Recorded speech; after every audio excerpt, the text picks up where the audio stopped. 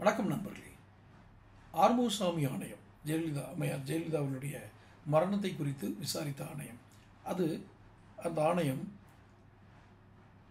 ஜெயலலிதாவுக்கு அளிக்கப்பட்ட மருத்துவ சிகிச்சைகள் குறித்து ஒரு விளக்கம் தருகிறது. அந்த விளக்கத்தில் டாக்டர் ஹென்றி ஹீலே அவர் லண்டனிலிருந்து வருகிறார். அம்மையாருக்கு மேற்சிகிச்சைக்காக வருகிறார். எய்ம்ஸில் இருந்தெல்லாம் மருத்துவமனையில் இருந்தெல்லாம் வந்திருக்காங்க. அது கடைசி நேரத்தில் டெல்லி எய்ம்ஸ் மருத்துவமனையில் இவங்க வெளிநாட்டு மருத்துவமனையில் வந்தவங்க. இவருக்கு ஆன்ஜியோ மற்றும் சில சிகிச்சைகள் கொடுக்க வேண்டும் என்றால் நாங்கள் லண்டன் அழைத்து செல்கிறோம். லண்டனுக்கு அழைத்து அந்த ஏர் ஆம்புலன்ஸ் மூலம் அழைத்து செல்கிறோம். அங்கு நல்ல சிகிச்சைகள் கொடுக்கிறோம் என்று கூறுகிறார். ஆனால் அதற்கு உடன்படவில்லை என்று அந்த டாக்டர் சொன்ன அட்வைஸுக்கு யாரும் உடன்படவில்லை. முக்கியமாக அப்போது மருத்துவத்துறை செயலராக இருந்த ராதாகிருஷ்ணன் என்ன சொல்கிறார், அப்படி அனுப்பினோம்னா இங்கே இருக்கிற மருத்துவர்களுக்கு என்ன மதிப்பு இருக்குது, இங்கே திறமையான மருத்துவர்கள் இருக்கிறார்கள், நாங்களே பார்த்துக்கொள்கிறோம் என்று ஒரு ரிஸ்க் தான் எடுக்கிறார். இப்போ இது ரிஸ்க்குங்கிறது என்னோட ஒரு ஒப்பீனியன் தான். காரணம், ஒரு முதலமைச்சர் பதவியில் இருப்பவர், அவர் நோய்வாய்ப்பட்டிருக்கிறார். அவருக்கு போதுமான சிகிச்சை கொடுக்க வேண்டும். ஆனால் அதை இங்கிருக்கும் மருத்துவர்களுடைய திறமை பெருமை என்று எப்படி கூறினார் என்று தெரியவில்லை. அவர் ஒரு ஐஏஎஸ் கேடர், அவர் ஏன் இப்படி பண்ணார்னு தெரியல. ஒன்று. இரண்டாவதாக, இங்கே இருக்கும் சில அரசு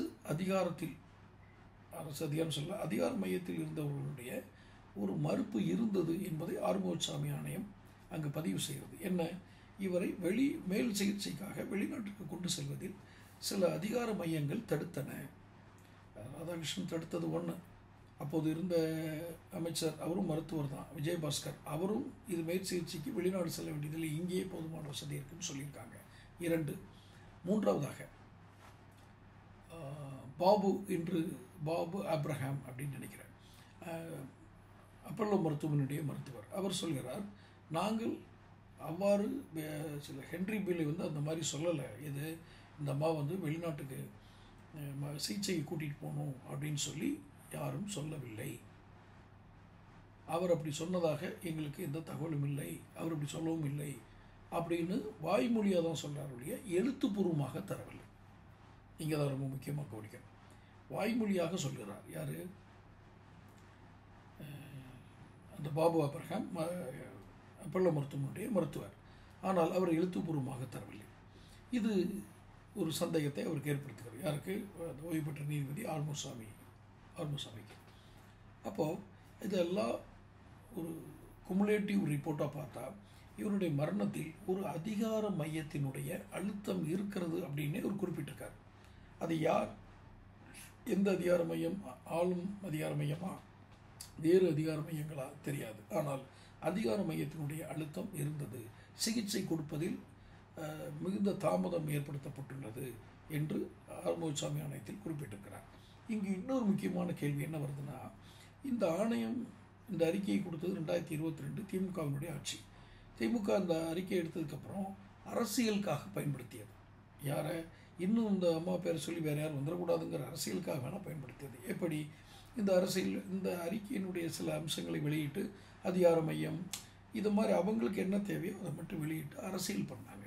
இதில் இருக்க இன்னொரு பகுதி எடுத்துகிட்டு போய் திமுக மட்டும் இல்லை, அதிமுகவுமே 2 பிரிவாகி ஒரு பிரிவு அவங்களுக்கு சாதகமான அறிக்கையினுடைய பகுதிகளை எடுத்துக்கொண்டு அரசியல் இதுகிட்டனர். இதுதான் மிக மிக கேவலமான தமிழக அரசியல்.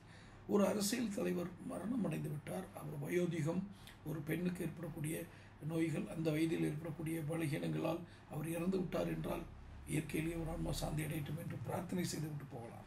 அதில் சந்தேகத்தை எழுப்பியவரே பின்னாளில் மாறுகிறார்.